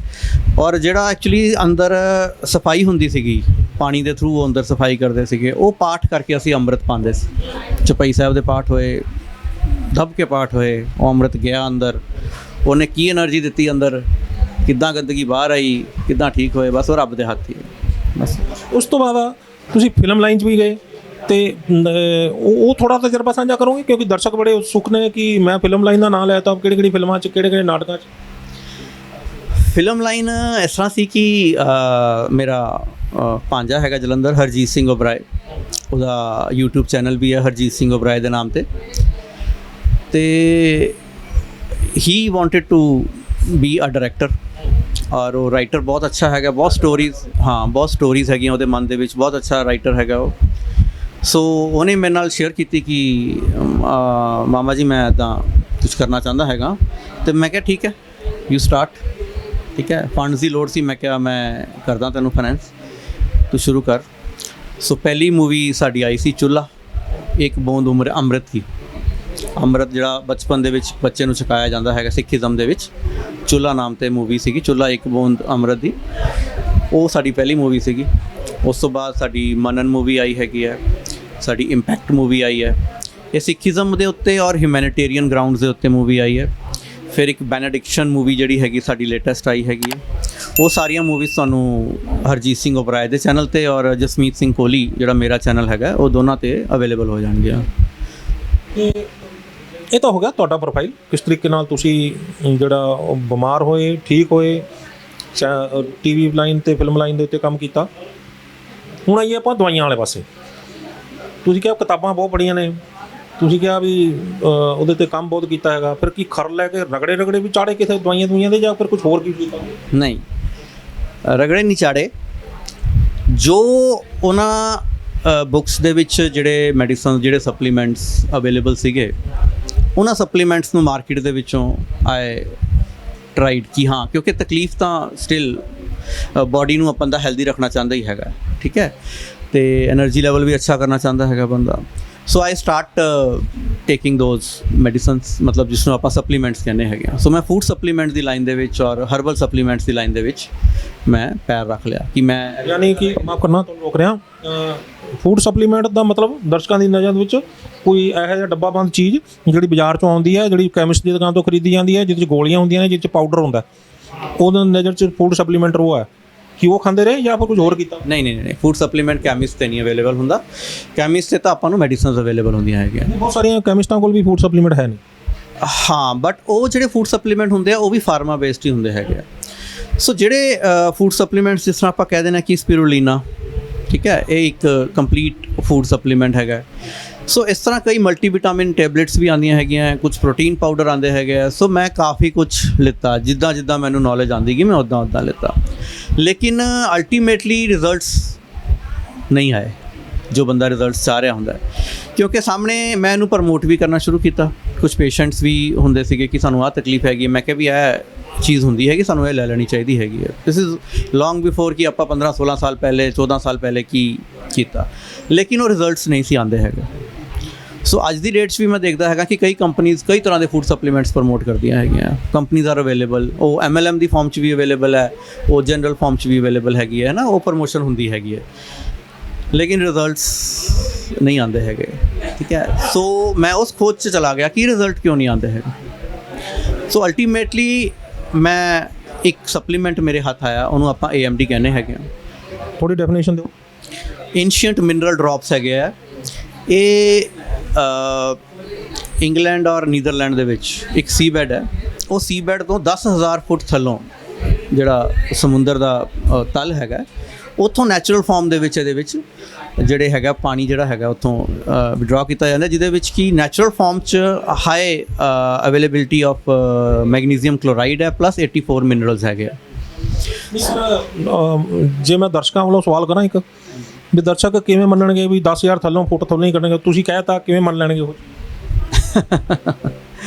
ਹਾਂ, ਇਹ ਤੁਹਾਡਾ ਕੁਐਸਚਨ ਬਿਲਕੁਲ ਠੀਕ ਹੈਗਾ। ਇਹ ਚੀਜ਼ਾਂ ਜਿਹੜੀਆਂ ਹੈਗੀਆਂ ਨੇ ਇਹ ਵੈਬਸਾਈਟਸ 'ਤੇ ਵੀ ਅਵੇਲੇਬਲ ਹੈਗੀਆਂ, ਔਰ ਜਦੋਂ ਆਪਾਂ ਉੱਥੋਂ ਨਿਕਾਲਦੇ ਹੈਗੇ ਉਹਦੀ ਸਾਰੀ ਆਪਣੇ ਕੋਲ, ਕਿਉਂਕਿ ਮਿਨਰਲਸ ਤਾਂ ਆਪਾਂ ਨੂੰ ਸਮੁੰਦਰ 'ਚੋਂ ਹੀ ਮਿਲਦੇ ਹੈਗੇ ਹੈ ਨਾ, ਸੋ ਉਹਦਾ ਆਪਣੇ ਕੋਲ ਜਿਹਨੂੰ ਆਪਾਂ ਕਹਿੰਦੇ ਹਾਂ ਲੈਬ ਰਿਪੋਰਟ ਤੇ ਉਹ ਸਾਰਾ ਕੁਝ ਆਪਣੇ ਕੋਲ ਅਵੇਲੇਬਲ ਹੁੰਦਾ ਹੈ। ਔਰ ਉਹ ਵਰਲਡ ਵਾਈਡ ਜਿਹੜਾ ਹੈਗਾ ਉਹ ਬਹੁਤ ਪ੍ਰਸਿੱਧ, ਜਿਹਨੂੰ ਆਪਾਂ ਕਹਿੰਦੇ ਹਾਂ ਏਂਸ਼ੀਅੰਟ ਮਿਨਰਲਸ, ਜਦੋਂ ਆਪਾਂ ਸਰਚ ਕਰਾਂਗੇ ਤਾਂ ਉਹ ਏਂਸ਼ੀਅੰਟ ਮਿਨਰਲਸ ਬਹੁਤ ਇੱਕ ਵਰਲਡ ਫੇਮਸ ਜਿਹੜੀ ਹੈਗੀ ਜਗ੍ਹਾ ਹੈਗੀ ਹੈ, ਜਿੱਥੋਂ ਕਿ ਕਾਫੀ ਜ਼ਿਆਦਾ ਜਿਹੜਾ ਹੈਗਾ ਲੋਕ ਜਦੋਂ ਉੱਥੇ ਦਾ ਪ੍ਰੋਡਕਟ ਯੂਜ਼ ਕਰਦੇ ਹੈਗੇ ਤਾਂ ਉਹਨਾਂ ਨੂੰ ਰਿਜ਼ਲਟਸ ਬਹੁਤ ਵਧੀਆ ਆਉਂਦੇ ਔਰ ਇਨਸਟੈਂਟ ਆਉਂਦੇ ਹੈਗੇ। ਮੈਂ ਦਰਸ਼ਕਾਂ ਦੀ ਇਹ ਸਵਾਲ ਤੁਹਾਡੇ ਵੱਲੋਂ ਪੁੱਛਿਆ ਗਿਆ ਸੀ, ਜਵਾਬ ਜਗਮੀਤ ਸਿੰਘ ਕੋਹਲੀ ਉਹਨਾਂ ਨੇ ਦਿੱਤਾ, ਕਿਉਂਕਿ ਅਕਸਰ ਜੇ ਕਿਸੇ ਨਾਲ ਗੱਲ ਕਰੀਦੀ ਹੈ ਕਿ ਥੱਲੋਂ ਕੱਢੀ ਦਾ, ਇੰਨੀ ਡੂੰਘਾਈ ਤੋਂ ਕੱਢੀ ਦਾ, ਤਾਂ ਤੁਹਾਡੇ ਵੱਲੋਂ ਸਵਾਲ ਆਉਂਦਾ ਅਸੀਂ ਕਿਵੇਂ ਮੰਨੀਏ। ਆ ਤੁਹਾਨੂੰ ਜਵਾਬ ਮਿਲ ਗਿਆ ਕਿ ਇਸ ਚੀਜ਼ ਦਾ ਜਵਾਬ ਜਿਹੜਾ ਕਿੱਦਾਂ ਹੈਗਾ, ਕਿੱਥੇ ਕਿੱਥੇ ਦੇ ਆਨਸਰ ਪਏ ਨੇ, ਕਿੱਥੇ ਜਵਾਬ ਪਏ ਨੇ। ਕੋਈ ਤਲਾਸ਼ ਕਰਨਾ ਚਾਹੁੰਦਾ ਤਾਂ ਤਲਾਸ਼ ਵੀ ਕਰ ਸਕਦਾ। ਹਾਂਜੀ ਕੋਹਲੀ ਸਾਹਿਬ, ਤੁਸੀਂ ਇਹ ਦੱਸ ਰਹੇ ਸੀ ਕਿ ਵੀ AMD ਜਿਹੜਾ ਤੁਸੀਂ ਉਹਦੇ ਬਾਰੇ ਜਾਣਕਾਰੀ ਦੇ ਸਕੇ। ਇਸ ਤੋਂ ਪਹਿਲੇ ਮੈਂ ਇੱਕ ਪ੍ਰੋਡਕਟ ਯੂਜ਼ ਕੀਤਾ ਸੀ, ਉਹਨੂੰ ਪੈਂਡੈਂਟ ਕਹਿੰਦੇ ਹੈਗੇ, ਪੈਂਡੈਂਟ ਪਾਉਂਦੇ ਆ ਗਲੇ ਦੇ ਵਿੱਚ, ਠੀਕ ਹੈ ਨਾ, ਲੌਕਟ ਜਿਹਨੂੰ ਆਪਾਂ ਕਹਿੰਦੇ ਹੈਗੇ ਆ। ਉਹ ਲਾਵਾ ਦਾ ਬਣਦਾ ਹੈਗਾ। ਲਾਵਾ ਜਿਹੜਾ ਹੁੰਦਾ ਹੈਗਾ ਉਹ ਧਰਤੀ ਚੋਂ ਨਿਕਲਦਾ ਹੈਗਾ, ਯਾਨੀ ਕਿ ਉਹ ਵੋਲਕੈਨੋ, ਜਿਹੜਾ ਵੋਲਕੈਨਿਕ ਦਾ ਲਾਵਾ ਹੁੰਦਾ ਹੈ। ਤੁਸੀਂ ਇਹ ਜਾਣਦੇ ਹੋਵੋਗੇ ਕਿ ਵੋਲਕੈਨੋ ਦੇ ਲਾਵਾ ਦੇ ਵਿੱਚ ਅਗਰ ਕੋਈ ਚੀਜ਼ ਦੱਬ ਜਾਵੇ ਉਹ ਐਜ਼ ਇਟ ਇਜ਼ ਹੀ ਰਹਿੰਦੀ ਹੈ, ਉਹ ਜੰਮ ਜਾਂਦੀ ਹੈ ਨਾ। ਉਹ ਮੈਟਲ ਹੁੰਦੇ ਨੇ ਉਹਦੇ ਵਿੱਚ, ਉਹਦਾ ਹੁੰਦਾ ਮਿਨਰਲ ਵੀ ਹੁੰਦੇ ਨੇ, ਉਹਦਾ ਜਵਾਲਾਮੁਖੀ ਦਾ ਹੁੰਦਾ, ਉਹਦੇ ਕਾਫੀ ਕੁਝ ਹੁੰਦਾ, ਉਹਦੇ ਕਾਫੀ ਕੁਝ ਹੁੰਦਾ। ਉਹ ਮਿਨਰਲਸ ਨਾਲ ਭਰਪੂਰ ਹੁੰਦਾ ਹੈਗਾ ਔਰ ਮਿਨਰਲ ਸੈਲਫ ਪ੍ਰੀਜ਼ਰਵੇਟਿਵ ਹੁੰਦੇ ਹੈਗੇ ਆ, ਇਸ ਕਰਕੇ ਉਹ ਹਰ ਚੀਜ਼ ਨੂੰ ਪ੍ਰੀਜ਼ਰਵ ਕਰ ਲੈਂਦੇ ਹੈਗੇ। ਜਾਪਾਨ ਦੇ ਵਿੱਚ ਤੁਸੀਂ ਦੇਖੋ ਵੀ 2 ਬੰਬ ਗਿਰੇ ਸੀ, ਐਟੋਮਿਕ ਬੰਬ, ਹੀਰੋਸ਼ੀਮਾ ਨਾਗਾਸਾਕੀ ਅਤੇ ਨਾਗਾਸਾਕੀ ਦੇ ਵਿੱਚ, ਤੇ ਲਾਈਫ ਕਹਿੰਦੇ ਸੀ ਕਿ 50 ਸਾਲ ਤੱਕ ਲਾਈਫ ਜਿਹੜੀ ਹੈ ਉਹ ਨਾਰਮਲ ਨਹੀਂ ਹੋ ਸਕਦੀ ਉੱਥੇ, ਹੁਣ ਵੀ ਨਹੀਂ ਹੈਗੀ ਬਹੁਤ ਸਾਰੇ। ਲੇਕਿਨ ਜਿਹੜੀ ਐਵਰੇਜ ਲਾਈਫ ਸਪੈਨ ਹੈ ਉਹ ਹਾਈਐਸਟ ਜਾਪਾਨ ਦੇ ਵਿੱਚ, ਬਿਕੋਜ਼ ਦੇ ਉਹਦਾ ਤਾਂ ਲਾਈਫ ਸਟਾਈਲ ਇਸ ਤਰ੍ਹਾਂ ਦਾ ਹੈ, ਉਹ ਖਾਣ ਪੀਣ ਇਦਾਂ ਦਾ, ਉਹਨਾਂ ਦੀ ਲਾਈਫ ਸਟਾਈਲ ਇਸ ਤਰ੍ਹਾਂ ਦਾ ਹੈ। ਹਾਂ, ਤੁਸੀਂ ਇਹ ਕਹਿ ਸਕਦੇ ਹੋ, ਲੇਕਿਨ ਸਭ ਤੋਂ ਵੱਡਾ ਕਾਰਨ ਇਹ ਹੈਗਾ ਕਿ ਉੱਥੇ ਜਵਾਲਾਮੁਖੀ ਬਹੁਤ ਹੈ ਔਰ ਰਾਈਜ਼ਿੰਗ ਸਨ ਦਾ ਉਹਨੂੰ ਨਾਮ ਦਿੱਤਾ ਗਿਆ ਹੈਗਾ ਕਿ ਸਨ ਉੱਥੇ ਉੱਗਦਾ ਹੈਗਾ, ਠੀਕ ਹੈ। ਅਰਥ ਦੀ ਜਿਹੜੀ ਗ੍ਰੈਵੀਟੇਸ਼ਨਲ ਉੱਥੇ ਪੁੱਲ ਹੈਗੀ ਹੈ ਉਹ ਵੀ ਸਭ ਤੋਂ ਵੱਧ ਹੈਗੀ ਹੈ ਉੱਥੇ ਦਾ ਜਿਹੜਾ ਅੰਦਰ ਮੋਲੀਕੂਲਰ ਜਿਹੜੀ ਬਾਉਂਡਿੰਗ ਹੁੰਦੀ ਰਹਿੰਦੀ ਹੈ। ਜਦੋਂ ਉਹ ਬਾਉਂਡਿੰਗ ਬਹੁਤ ਜ਼ਿਆਦਾ ਹੋ ਜਾਂਦੀ ਹੈ ਧਰਤੀ ਦੇ ਅੰਦਰ ਮਿਨਰਲ ਦੀ, ਤਾਂ ਫਟ ਕੇ ਲਾਵਾ ਬਾਹਰ ਆ ਜਾਂਦਾ ਹੈਗਾ। ਉਹ ਜਿਹੜਾ ਲਾਵਾ ਹੈਗਾ ਉਹ ਜਿੰਨੀਆਂ ਬੈਡ એનર્ਜੀਜ਼ ਹੁੰਦੀਆਂ ਐਟਮੋਸਫੀਅਰ ਦੇ ਵਿੱਚ, ਉਹਨੂੰ ਖਤਮ ਕਰਨ ਦੇ ਵਿੱਚ ਉਹਦਾ ਬਹੁਤ ਵੱਡਾ ਯੋਗਦਾਨ ਹੈ। ਸੋ ਉਹ ਵੀ ਮਿਨਰਲਸ ਨੇ, ਮੈਗਨੇਟ ਵਾਂਗੂ ਖਿੱਚ ਲੈਂਦਾ ਆਪਣੇ, ਮੈਗਨੇਟ ਵਾਂਗੂ ਖਿੱਚ ਕੇ ਉਹ ਸਾਰੇ ਜਿਹੜੀ ਬੈਡ એનર્ਜੀਜ਼ ਹੈਗੀਆਂ ਜਿੰਨੀਆਂ ਵੀ, ਸੋ ਉਹ ਉਹਦੇ ਐਟਮੋਸਫੀਅਰ ਨੂੰ ਕਲੀਨ ਕਰਨ ਦੇ ਵਿੱਚ ਉਹਦਾ ਬਹੁਤ ਵੱਡਾ ਯੋਗਦਾਨ ਹੈ। ਇਸ ਕਰਕੇ ਉੱਥੇ ਲਾਈਫ ਜਿਹੜੀ ਹੈ ਉਹ ਬਹੁਤ ਵਧੀਆ ਹੈਗੀ ਹੈ। ਸੋ ਉਹ ਚੀਜ਼ਾਂ ਨੂੰ ਵੀ ਜਦੋਂ ਪ੍ਰਮੋਟ ਕੀਤਾ ਗਿਆ ਤਾਂ ਬਹੁਤ ਅੱਛਾ ਲੱਗਦਾ ਸੀ ਜਦੋਂ ਪੈਂਡੈਂਟ ਪਾਇਆ ਹੁੰਦਾ ਸੀ। ਵੀ ਫੀਲ ਐਨਰਜੈਟਿਕ, ਔਰ ਜਿਸ ਤਰ੍ਹਾਂ ਮੈਂ ਦੱਸਿਆ ਕਿ ਇਹ ਮੇਰੇ ਕੋਲ ਪਹਿਲੀ ਚੀਜ਼ ਆਈ ਸੀਗੀ ਕਿ ਐਨਰਜੀ ਤੇ ਕੰਮ ਹੋਇਆ ਸੀ ਔਰ ਇਹਨੇ ਮੇਰਾ ਪੇਟ ਦਰਦ ਠੀਕ ਕੀਤਾ ਸੀ। ਪੈਂਡੈਂਟ ਨੇ। ਤੇ ਉਹ ਕਿੱਥੋਂ ਮਿਲਦਾ ਜੀ ਅੱਜ ਕੱਲ੍ਹ? ਉਹ ਵੀ ਦੱਸ ਦਾਂਗੇ ਲੇਕਿਨ ਆਪਾਂ ਪੈਂਡੈਂਟ ਤੋਂ ਅੱਗੇ ਪਹੁੰਚ ਗਏ। ਪੈਂਡੈਂਟ ਦੇ ਵਿੱਚ ਮਿਨਰਲਸ ਹੁੰਦੇ ਸੀਗੇ ਜੋ ਬਾਡੀ ਨਾਲ ਟੱਚ ਹੁੰਦੇ ਸੀਗੇ ਔਰ ਇਲੈਕਟ੍ਰੋਮੈਗਨੈਟਿਕ ਕਰੰਟ ਜਿਹੜਾ ਹੈਗਾ ਸੀ ਬਾਡੀ ਦਾ, ਉਹਦੇ ਨਾਲ ਉਹ ਬੈਲੈਂਸ ਹੋ ਜਾਂਦਾ ਸੀ, ਉਹ ਠੀਕ ਹੋ ਜਾਂਦੇ ਸੀ। ਲੇਕਿਨ ਜਦੋਂ AMD ਆ ਗਈ ਤਾਂ AMD ਦੀ ਜਦੋਂ ਅਸੀਂ 5 ਡ੍ਰੌਪ ਪੀ ਲੀਆਂ, ਉਹ ਪਰਮਾਨੈਂਟ ਇਲੈਕਟ੍ਰੋਮੈਗਨੈਟਿਕ ਕਰੰਟ ਅੰਦਰ ਠੀਕ ਹੋ ਗਿਆ ਔਰ ਉਹ ਸਟੇਬਲ ਹੋ ਗਿਆ ਸਾਰੇ ਦਿਨ ਵਾਸਤੇ। ਪੈਂਡੈਂਟ ਜਦੋਂ ਲਾਤਾ ਤੇ ਉਹ ਗੜਬੜ ਹੈ, ਪੈਂਡੈਂਟ ਪਾ ਲਿਆ ਤੇ ਠੀਕ ਹੈ, ਠੀਕ ਹੈ। ਲੇਕਿਨ AMD ਦੇ ਨਾਲ ਕੀ ਹੋਇਆ ਕਿ ਉਹ ਸਾਰਾ ਕੁਝ ਹੀ ਬੈਲੈਂਸ ਕਰਤਾ ਉਹਨੇ, ਉਸ ਤੋਂ ਬਾਅਦ ਪੈਂਡੈਂਟ ਦੀ ਲੋੜ ਨਹੀਂ ਪਈ, ਠੀਕ ਹੈ। So that is what AMD has done. AMD ਮਤਲਬ ਬਾਡੀ ਦੇ ਅੰਦਰ ਦਾ ਜਿੰਨਾ ਵੀ ਕੁਝ ਜਿੱਥੇ ਕੋਈ ਘਾਟ ਹੈ, ਇਹ ਡਾਕਟਰ ਵਰਿੰਦਰ ਸਿੰਘ ਭੁੱਲਰ ਹੋਣਾ ਕਦੀ ਵੀ ਬੜੀ ਗੱਲ ਕੀਤੀ ਤਾਂ ਉਹਨਾਂ ਦਾ ਕਹਿਣਾ ਸੀ ਕਿ ਮੈਗਨੀਸ਼ੀਅਮ ਵੀ ਹੁੰਦਾ ਵਿੱਚ ਕਾਫੀ ਮਾਤਰਾ ਦੇ, ਤੇ ਮੈਗਨੀਸ਼ੀਅਮ ਬਾਡੀ ਦੇ ਵਿੱਚ ਜਿਹੜਾ ਉਹ ਕਾਫੀ ਵੱਡਾ ਰੋਲ ਹੁੰਦਾ ਮੈਗਨੀਸ਼ੀਅਮ ਦਾ। 300 ਤੋਂ ਵੱਧ ਰਿਐਕਸ਼ਨਸ ਜਿਹੜਾ ਹੈ ਉਹ ਇਕੱਲਾ ਮੈਗਨੀਜ਼ੀਅਮ ਕਰਦਾ ਹੈਗਾ ਔਰ ਮੈਗਨੀਜ਼ੀਅਮ ਦੀ ਡੈਫੀਸ਼ੀਐਂਸੀ ਹਰ ਉਸ ਬੰਦੇ ਨੂੰ ਹੈਗੀ ਹੈ ਜਿਹੜਾ ਵਾਈਟ ਬ੍ਰੈਡ, ਵਾਈਟ ਸ਼ੂਗਰ ਔਰ ਇਹ ਚੀਜ਼ਾਂ ਖਾਂਦਾ ਹੈਗਾ। ਉਹ ਹਾਂ, ਉਹ 100% ਜਿਹੜਾ ਹੈਗਾ ਉਹ ਮੈਗਨੀਜ਼ੀਅਮ, ਵਾਈਟ ਚਾਵਲ ਜਿਹੜਾ ਖਾਂਦਾ ਹੈਗਾ 100% ਉਹ ਮੈਗਨੀਜ਼ੀਅਮ ਡੈਫੀਸ਼ੀਐਂਟ ਹੈ। ਮੈਗਨੀਜ਼ੀਅਮ ਦੀ ਰਿਕੁਆਇਰਮੈਂਟ ਜਿਹੜੀ ਹੁੰਦੀ ਹੈ ਉਹ ਸੈਲਸ ਦੇ ਵਿੱਚ ਹੁੰਦੀ ਹੈ, ਬਾਡੀ ਦੇ ਵਿੱਚ ਹੁੰਦੀ ਹੈ, ਸਾਡੀਆਂ ਬੋਨਸ ਵਗੈਰਾ 'ਚ ਹੁੰਦੀ ਹੈਗੀ ਹੈ। ਲੇਕਿਨ ਬਲੱਡ ਦੇ ਵਿੱਚ ਮੈਗਨੀਜ਼ੀਅਮ ਜਿਹੜਾ ਹੁੰਦਾ ਉਹ 1% ਹੀ ਹੁੰਦਾ ਸੋ ਬਲੱਡ ਟੈਸਟ ਦੇ ਵਿੱਚ ਮੈਗਨੀਜ਼ੀਅਮ ਦੀ ਡੈਫੀਸ਼ੀਐਂਸੀ ਨਹੀਂ ਆਉਂਦੀ, ਕਿਉਂਕਿ ਬਲੱਡ ਦੇ ਵਿੱਚ ਜੇ ਮੈਗਨੀਜ਼ੀਅਮ ਦੀ ਡੈਫੀਸ਼ੀਐਂਸੀ ਹੋ ਜਾਏਗੀ ਤਾਂ ਉਹ ਹਾਰਟ ਅਟੈਕ ਦਾ ਕਾਰਨ ਬਣ ਜਾਏਗਾ। ਸੋ ਬਾਡੀ ਹਰ ਚੀਜ਼ ਤੋਂ ਕੱਢ ਕੇ ਬਲੱਡ ਦੇ ਵਿੱਚ ਬੈਲੈਂਸ ਰੱਖਦੀ ਹੈ ਮੈਗਨੀਜ਼ੀਅਮ। ਸੋ ਬਲੱਡ ਟੈਸਟ ਦੀ ਵੀ ਕੋਈ ਲੋੜ ਨਹੀਂ ਹੈਗੀ। Everybody is magnesium deficient, it is 100% sure. ਠੀਕ ਹੈ, ਸੋ ਬਲੱਡ ਟੈਸਟ ਦੇ ਵਿੱਚੋਂ ਨਹੀਂ ਆਉਂਦਾ ਹੈਗਾ। ਤੇ ਜਿਹੜਾ ਸਾਡਾ ਸੈੱਲ ਹੁੰਦਾ ਹੈਗਾ ਉਹਦੇ ਅੰਦਰ ਇੱਕ એનર્ਜੀ ਪ੍ਰੋਡਕਸ਼ਨ ਯੂਨਿਟ ਹੁੰਦਾ ਜਿਹਨੂੰ ਆਪਾਂ ਮਾਈਕਰੋਕੌਂਡਰੀਆ, ਹਾਂ ਮਾਈਟੋਕੌਂਡਰੀਆ ਕਹਿੰਦੇ ਹੈਗੇ ਆ। ਮਾਈਟੋਕੌਂਡਰੀਆ ਦੇ ਵਿੱਚ ਉਹ એનર્ਜੀ ਪ੍ਰੋਡਕਸ਼ਨ ਯੂਨਿਟ ਹੈਗਾ ਸਾਡਾ। ਮਾਈਟੋਕੌਂਡਰੀਆ ਦੇ ਵਿੱਚ ਸਭ ਤੋਂ ਜ਼ਬਰਦਸਤ ਰੋਲ ਹੁੰਦਾ ਕੈਲਸ਼ੀਅਮ ਦਾ, ਔਰ ਕੈਲਸ਼ੀਅਮ ਦੀ ਅਬਜ਼ੌਰਪਸ਼ਨ ਦੇ ਵਿੱਚ ਸਭ ਤੋਂ ਵੱਧ ਰੋਲ ਹੁੰਦਾ ਹੈ ਮੈਗਨੀਜ਼ੀਅਮ ਦਾ। ਕੈਲਸ਼ੀਅਮ ਤਾਂ ਆ ਗਿਆ, એનર્ਜੀ ਪ੍ਰੋਡਿਊਸ ਹੋ ਗਈ, ਉਸ ਤੋਂ ਬਾਅਦ ਜਿਹੜੀ ਸਾਡੀ ਬਾਡੀ ਹੈ ਉਹ 30% ਜਿਹੜੀ ਹੈ ਸਾਡੀ ਬਾਡੀ ਦੀ એનર્ਜੀ ਉਹ ਯੂਜ਼ ਹੁੰਦੀ ਹੈ ਕਿ ਆਪਾਂ ਉਸ ਕੈਲਸ਼ੀਅਮ ਨੂੰ ਸੈੱਲ ਚੋਂ ਬਾਹਰ ਕੱਢਣਾ ਹੈ ਬਾਡੀ ਨੇ। ਮੈਂ ਰੋਕਾਂਗਾ। ਕੋਹਲੀ ਸਾਹਿਬ ਨੇ ਕੈਲਸ਼ੀਅਮ ਦੀ ਗੱਲ ਕੀਤੀ ਹੈਗੀ ਹੈ ਤੇ ਕੁਝ ਜਾਣਕਾਰੀ ਜਿੱਦਾਂ ਮੈਨੂੰ ਡਾਕਟਰਸ ਦੇ ਨਾਲ ਇੰਟਰਵਿਊਜ਼ ਕਰਕੇ ਮਿਲੀ ਹੈਗੀ ਹੈ, ਉਹਦੇ 'ਚੋਂ ਇੱਕ ਮੈਗਨੀਸ਼ੀਅਮ ਦੀ ਗੱਲ ਚੱਲੀ ਹੈ। ਤਾਂ ਉਹਦੇ 'ਚ ਮੈਂ ਇੱਕ ਵਾਰੀ ਇੱਕ ਇੰਟਰਵਿਊ 'ਚ ਕਿਸੇ ਰਿਨਾਊਂਡ ਡਾਕਟਰ ਦੇ ਨਾਲ ਇੰਟਰਵਿਊ ਕੀਤੀ ਸੀ, ਤਾਂ ਉੱਥੇ ਉਹਨਾਂ ਦਾ ਕਹਿਣਾ ਸੀ ਵੀ ਜਿਹੜਾ ਕੈਲਸ਼ੀਅਮ ਆਪਾਂ ਬਾਜ਼ਾਰੀ ਕੈਮੀਕਲ ਦੇ ਰੂਪ ਦੇ ਵਿੱਚ ਕੈਲਸ਼ੀਅਮ ਆਪਾਂ ਬਾਡੀ ਦੇ ਅੰਦਰ ਰਹਿ ਰਹੇ ਹਾਂ, ਉਹ ਕੱਲਾ ਕੈਲਸ਼ੀਅਮ ਜਦੋਂ ਜਾਂਦਾ ਤਾਂ ਉਹਨੂੰ ਕੋਈ ਅਕਲ ਨਹੀਂ ਹੈਗੀ, ਉਹ ਕਿੱਥੇ ਜਾ ਕੇ ਜੰਮ ਜਾਣਾ, ਉਹਨੇ ਪੱਥਰੀ ਬਣਾ ਦੇਣੀ ਹੈ, ਕੀ ਕਰੂਗਾ ਕੁਝ ਨਹੀਂ ਪਤਾ ਹੈਗਾ। ਲੇਕਿਨ ਜੇਕਰ ਉਹਦੇ ਨਾਲ ਮੈਗਨੀਸ਼ੀਅਮ ਲੈਂਦੇ ਹਾਂ ਆਪਾਂ, ਕੈਲਸ਼ੀਅਮ ਪਲੱਸ ਮੈਗਨੀਸ਼ੀਅਮ ਦੇ ਕੰਬੀਨੇਸ਼ਨ ਆਪਾਂ ਲੈਂਦੇ ਹਾਂ ਤਾਂ ਫਿਰ ਉਹ ਕਾਫੀ ਅਸਰ ਕਰਦਾ। ਕੀ ਮੈਂ ਠੀਕ ਹਾਂ ਜੀ? ਹਾਂਜੀ 100% ਠੀਕ ਹੈਗਾ। ਵਿਦਆਊਟ ਮੈਗਨੀਜ਼ੀਅਮ ਕੈਲਸ਼ੀਅਮ ਦੀ ਕੋਈ ਐਬਜ਼ੌਰਪਸ਼ਨ ਨਹੀਂ ਹੈਗੀ। ਅਗਰ ਮੈਗਨੀਜ਼ੀਅਮ ਦੀ ਕਮੀ ਹੋਏਗੀ ਤਾਂ ਇੱਕ ਪ੍ਰੋਸੈਸ ਹੋਣਾ ਸ਼ੁਰੂ ਹੋ ਜਾਂਦਾ ਸਾਡੀ ਬਾਡੀ ਦੇ ਅੰਦਰ, ਕਿਉਂਕਿ ਸੈੱਲ ਚੋਂ ਕੈਲਸ਼ੀਅਮ ਬਾਹਰ ਨਹੀਂ ਆਉਂਦਾ ਹੈਗਾ। ਉਹਨੂੰ ਕਹਿੰਦੇ ਕੈਲਸੀਫਿਕੇਸ਼ਨ। ਕੈਲਸੀਫਿਕੇਸ਼ਨ ਸਾਡੇ ਬੁਢਾਪੇ ਔਰ ਸਾਡੀਆਂ ਝੁਰਰੀਆਂ, ਸਾਡੇ ਸਕਿਨ ਦੇ ਵਿੱਚ ਜਿਹੜੀਆਂ ਝੁਰਰੀਆਂ ਪੈਂਦੀਆਂ ਹੈਗੀਆਂ, ਉਹ ਸਾਰਾ ਕੈਲਸੀਫਿਕੇਸ਼ਨ ਕਰਕੇ ਹੀ ਹੁੰਦਾ ਹੈਗਾ। ਅਗਰ ਗੋਡਿਆਂ ਦੇ ਵਿੱਚ ਕੈਲਸੀਫਿਕੇਸ਼ਨ ਹੋ ਜਾਏ ਤਾਂ ਉੱਥੇ ਦਰਦ ਸ਼ੁਰੂ ਹੋ ਜਾਂਦੀ ਹੈ, ਮਤਲਬ ਹਾਰਟ ਦੇ ਵਿੱਚ ਹੋ ਜਾਏਗੀ ਤਾਂ ਉੱਥੇ ਅਲੱਗ ਤੋਂ ਪੇਨ ਸ਼ੁਰੂ ਹੋਏਗੀ। So calcification is the process of ageing. ਕਿ ਅਗਰ ਉਮਰ ਹੋ ਰਹੀ ਹੈ ਤਾਂ ਉਹ ਕੈਲਸੀਫਿਕੇਸ਼ਨ ਜਿਹਦੀ ਘੱਟ ਹੋ ਰਹੀ ਹੈ ਉਹਨੂੰ ਉਹਦੀ ਉਮਰ ਘੱਟ ਨਜ਼ਰ ਆਏਗੀ, ਯਾਨੀ ਕਿ ਉਹ ਯੰਗ ਨਜ਼ਰ ਆਏਗਾ। ਅਗਰ ਯੰਗ ਰਹਿਣਾ ਹੈਗਾ ਤਾਂ ਕੈਲਸੀਫਿਕੇਸ਼ਨ ਨਹੀਂ ਹੋਣੀ ਚਾਹੀਦੀ ਹੈਗੀ। ਕਰਨਾ ਪਏਗਾ ਯੰਗ ਹੋਣ ਲਈ। ਜਿਹੜੇ ਬਜ਼ੁਰਗ ਨੇ ਉਹ ਦੇਖਣ ਨੇ ਬੜਾ ਉਤਸ਼ਾਹ ਹੋ ਗਿਆ ਹੋਣਾ, ਬੜਾ ਮਨ ਦੇ ਵਿੱਚ ਖੁਸ਼ੀ ਹੋ ਗਈ ਵੀ ਇਹ ਬੰਦਾ ਕੰਮ ਦਾ ਲੱਗ ਲਿਆ। ਹਾਂ, ਹਾਈ ਡੋਜ਼ ਆਫ ਤੁਹਾਨੂੰ ਮੈਗਨੀਜ਼ੀਅਮ ਲੈਣਾ ਪਏਗਾ। ਠੀਕ ਹੈ, ਜਿੰਨਾ ਹਾਈ ਡੋਜ਼ ਤੁਸੀਂ ਮੈਗਨੀਜ਼ੀਅਮ ਦਾ ਲਓਗੇ, ਅਲੱਗ-ਅਲੱਗ ਰੇਸ਼ੋਜ਼ ਹੈਗੀਆਂ। ਕੋਈ ਕਹਿੰਦਾ ਕਿ 1:2 ਮੈਗਨੀਜ਼ੀਅਮ ਹੋਣਾ ਚਾਹੀਦਾ, ਕੋਈ ਕਹਿੰਦਾ 1:4 ਹੋਣਾ ਚਾਹੀਦਾ ਹੈਗਾ। ਸੋ ਇਹ ਸਾਰੀਆਂ ਸਾਇੰਟੀਫਿਕ ਜਿਹੜੀਆਂ ਸਟੱਡੀਜ਼ ਹੁੰਦੀਆਂ ਹੈਗੀਆਂ ਜਿਹਨੂੰ ਆਪਾਂ ਮੈਡੀਸਨ ਦੇ ਰੂਪ 'ਚ ਲੈਂਦੇ ਹੈਗੇ ਆ। ਸੋ ਜਦੋਂ ਅਸੀਂ ਮੈਡੀਸਨ ਦੇ ਰੂਪ 'ਚ ਕੋਈ ਵੀ ਚੀਜ਼ ਲੈਂਦੇ ਹੈਗੇ ਆ ਤਾਂ ਉਹ ਬੜੇ ਮੈਂਸ਼ਨ ਕਰਕੇ ਦਿੰਦੇ ਆ ਜੀ ਇਸ ਤੋਂ ਵੱਧ ਨਹੀਂ, ਇਸ ਤੋਂ ਘੱਟ ਨਹੀਂ, ਇਸ ਤਰ੍ਹਾਂ ਨਹੀਂ, ਇਸ ਤਰ੍ਹਾਂ ਨਹੀਂ। ਉਹਦਾ ਰੀਜ਼ਨ ਇਹ ਹੁੰਦਾ ਹੈ ਕਿ ਉਹ ਨੈਚੁਰਲ ਨਹੀਂ ਹੁੰਦਾ। ਹੁਣ ਸੇਬ ਕੋਈ 2 ਖਾ ਲੇ ਕਿ 3 ਖਾ ਲੇ, ਸੇਬ ਨੇ ਕੀ ਸਾਈਡ ਇਫੈਕਟ ਦੇਣਾ ਹੈਗਾ। ਉਹ ਕਿਸੇ ਟਾਈਮ ਕਹਿੰਦੇ ਹੁੰਦੇ ਸੀ ਐਪਲ ਅ ਡੇ ਕੀਪਸ ਦ ਡਾਕਟਰ ਅਵੇ, ਬਟ ਅੱਜ ਕੱਲ੍ਹ ਤਾਂ 5-7 ਐਪਲ ਅ ਡੇ ਤੇ ਦੈਨ ਕੀ ਪਤਾ ਨਹੀਂ ਕੀਪਸ ਦ ਡਾਕਟਰ ਅਵੇ ਜਾਂ ਡਾਕਟਰ ਲੈ ਕੇ ਆਉਂਦਾ। ਹਾਂ, ਉਹਦੇ 'ਚ ਵੀ ਜ਼ਹਿਰ। ਹਾਂ, ਸੋ ਬੇਸਿਕਲੀ ਨੈਚੁਰਲ ਚੀਜ਼ਾਂ ਦੇ ਵਿੱਚ ਦੇयर ਇਜ਼ ਨੋ ਹਾਰਮ। ਨੈਚੁਰਲ ਚੀਜ਼ਾਂ ਜਿਹੜੀਆਂ ਹੈਗੀਆਂ ਤੁਸੀਂ ਜ਼ਿਆਦਾ ਲੈ ਲੋਗੇ ਉਹ ਤੁਹਾਨੂੰ ਬੈਨੀਫਿਟ ਹੀ ਦੇਣਗੀਆਂ। ਲੇਕਿਨ ਜਦੋਂ ਆਪਾਂ ਕੈਮਿਸਟ ਦੀ ਸ਼ਾਪ ਤੋਂ ਕੋਈ ਕੈਲਸ਼ੀਅਮ ਲੈ ਕੇ ਆਉਂਦੇ ਹੈਗੇ ਆ ਤਾਂ 2 ਚੀਜ਼ਾਂ ਹੁੰਦੀਆਂ। ਜਦੋਂ ਵੀ ਤੁਸੀਂ ਕੋਈ ਚੀਜ਼ ਲੋਗੇ, ਮੈਂ ਫੂਡ ਸਪਲੀਮੈਂਟ 'ਤੇ ਵੀ ਆਵਾਂਗਾ, ਕਿ 2 ਤਰ੍ਹਾਂ ਦੇ ਫੂਡ ਸਪਲੀਮੈਂਟ ਤੁਹਾਨੂੰ ਅਵੇਲੇਬਲ ਹੋਣਗੇ ਮਾਰਕੀਟ ਦੇ ਵਿੱਚ। ਇੱਕ ਫੂਡ ਸਪਲੀਮੈਂਟ ਹੋਏਗਾ ਜਿੱਦਾਂ ਆਪਾਂ ਇੱਕ ਮਲਟੀਵਿਟਾਮਿਨ ਟੈਬਲੇਟ ਲੈ ਕੇ ਆਉਂਦੇ ਹੈਗੇ ਆ, ਡਾਕਟਰ ਰਿਕਮੈਂਡ ਕਰ ਦਿੰਦੇ ਜੀ ਤੁਸੀਂ ਇਹ ਮਲਟੀ ਨਿਊਟ੍ਰੀਸ਼ਨਲ ਟੈਬਲੇਟ ਲੈ ਕੇ ਆਓ। ਉਹਦੇ 'ਚ ਲਿਖਿਆ ਹੁੰਦਾ ਜੀ 2 ਕਾਲਮ ਹੁੰਦੇ ਆ ਉਹਦੇ ਵਿੱਚ। ਕੋਈ ਸਪਲੀਮੈਂਟ ਚੁੱਕੋਗੇ ਉਹਦੇ 'ਚ 2 ਕਾਲਮਸ ਹੋਣਗੇ। ਤੁਸੀਂ ਕੋਈ ਫੂਡ ਲੈ ਕੇ ਆਓਗੇ, ਅਗਰ ਕਰਿਆਨਾ ਦੀ ਸ਼ਾਪ ਤੋਂ ਵੀ ਲੈ ਕੇ ਆਓਗੇ ਡੱਬਾ ਬੰਦ ਕੋਈ ਚੀਜ਼, ਉਹਦੇ ਵਿੱਚ ਵੀ 2 ਕਾਲਮਸ ਹੋਣਗੇ। ਇੱਕ ਕਾਲਮ ਹੋਏਗਾ ਤੁਹਾਡਾ, ਉਹਦੇ 'ਚ ਨਿਊਟ੍ਰੀਸ਼ਨਲ ਵੈਲਿਊ ਲਿਖੀ ਹੋਏਗੀ। ਇੱਕ ਕਾਲਮ ਹੋਏਗਾ ਉਹਦੇ ਇਨਗਰੀਡੀਐਂਟ ਲਿਖੇ ਹੋਣਗੇ। ਔਰ 99% ਕਸਟਮਰਸ ਉਹ ਨਿਊਟ੍ਰੀਸ਼ਨਲ ਵੈਲਿਊ ਦੇਖਦੇ ਹੈਗੇ। ਹਾਂ, ਰੇਟ ਤਾਂ ਪੜ੍ਹਦੇ ਆ। ਕੋਈ ਮੇਰੇ ਵਰਗਾ ਬੈਚ ਨੰਬਰ ਵੀ ਦੇਖ ਲੈਂਦਾ ਕਦੇ-ਕਦੇ, ਬੈਚ ਨੰਬਰ ਦੇਖ ਲੈਂਦਾ। ਲੇਕਿਨ ਇੰਟੈਲੀਜੈਂਟ ਲੋਕ ਜਿਹੜੇ ਹੁੰਦੇ ਆ ਉਹ ਇਹ ਸਮਝਦੇ ਆ ਕਿ ਅਸੀਂ ਨਿਊਟ੍ਰੀਸ਼ਨਲ ਵੈਲਿਊ ਦੇਖੀਏ ਕਿ ਆਇਰਨ ਕਿੰਨਾ ਹੈ, ਕੈਲਸ਼ੀਅਮ ਕਿੰਨਾ। ਅੱਛਾ, ਕੈਲਰੀ 0 ਹੈ, ਅੱਛਾ ਵੈਰੀ ਗੁੱਡ। ਸ਼ੂਗਰ ਓਕੇ 0 ਹੈ। ਉਹ ਨਿਊਟ੍ਰੀਸ਼ਨਲ ਵੈਲਿਊ ਦੇਖਦੇ ਆ, ਹੈ ਨਾ। ਇਹਦੇ 'ਚ ਕੈਲਸ਼ੀਅਮ ਇੰਨਾ ਹੈ ਜੀ, ਇਹਦੇ 'ਚ ਮੈਗਨੀਜ਼ੀਅਮ ਇੰਨਾ ਹੈਗਾ, ਫੈਟ ਇੰਨਾ ਹੈਗਾ, ਵੈਰੀ ਨਿਊਟ੍ਰੀਸ਼ਨਸ। ਲੇਕਿਨ ਜਦੋਂ ਇਨਗਰੀਡੀਐਂਟ ਦੇਖਦੇ ਆ, ਉਹ ਬਣਿਆ ਕਾਹਦਾ ਹੈ, ਕੈਮੀਕਲ ਦਾ ਬਣਿਆ ਹੋਇਆ ਕਿ ਨੈਚੁਰਲ ਦਾ ਬਣਿਆ? ਕੈਲਸ਼ੀਅਮ ਆਇਆ ਕਿੱਥੋਂ ਹੈ, ਤੇ ਉਹ ਆਇਆ ਹੁੰਦਾ ਚੂਨਾ ਤੋਂ। ਕੈਲਸ਼ੀਅਮ ਕਾਰਬੋਨੇਟ ਲਿਖਿਆ ਹੁੰਦਾ ਉੱਥੇ, ਚੂਨਾ। ਭੱਠੀਆਂ ਦੀ ਜਿਹੜਾ ਚੂਨਾ ਬਣ ਕੇ ਚੂਨਾ ਭੱਠੀ ਵਾਲਿਆਂ ਦਾ ਭੜਕਣੀ, ਚੂਨਾ ਭੱਠੀ ਵਾਲੇ ਜਿਹੜੇ। ਸੋ ਉਹ ਇਨਗਰੀਡੀਐਂਟ ਉੱਥੋਂ ਲਿੱਤੇ ਗਏ ਹੁੰਦੇ ਆ। ਸੋ ਉਹਦੀ ਐਬਜ਼ੌਰਪਸ਼ਨ ਹੀ ਨਹੀਂ ਹੁੰਦੀ, 20-25% ਐਬਜ਼ੌਰਪਸ਼ਨ ਹੁੰਦੀ ਹੈ, ਬਾਕੀ ਸਟੋਨ ਫਾਰਮੇਸ਼ਨ ਹੁੰਦੀ ਹੈ ਔਰ ਹੋਰ ਚੀਜ਼ਾਂ ਹੁੰਦੀਆਂ ਹੈਗੀਆਂ। ਸੋ ਮੈਂ ਇੱਕ ਹੋਰ ਦਰਸ਼ਕਾਂ ਨੂੰ ਦੱਸਣਾ ਚਾਹਾਂਗਾ ਕਿ ਤੁਸੀਂ ਖੁਦ ਹੀ ਜਿਹੜਾ ਹੈਗਾ ਕਿਸੇ ਵੀ ਸ਼ਾਪ ਤੋਂ ਕਿਸੇ ਵੀ ਬੰਦਾ ਤੁਹਾਨੂੰ ਕੋਈ ਨਿਊਟ੍ਰੀਸ਼ਨ ਸਪਲੀਮੈਂਟ ਦੇਣ ਆਉਂਦਾ ਹੈਗਾ ਤਾਂ ਤੁਸੀਂ ਉਹ ਦੇਖੋ ਕਿ ਇਹ ਹੋਲ ਫੂਡ ਹੈ।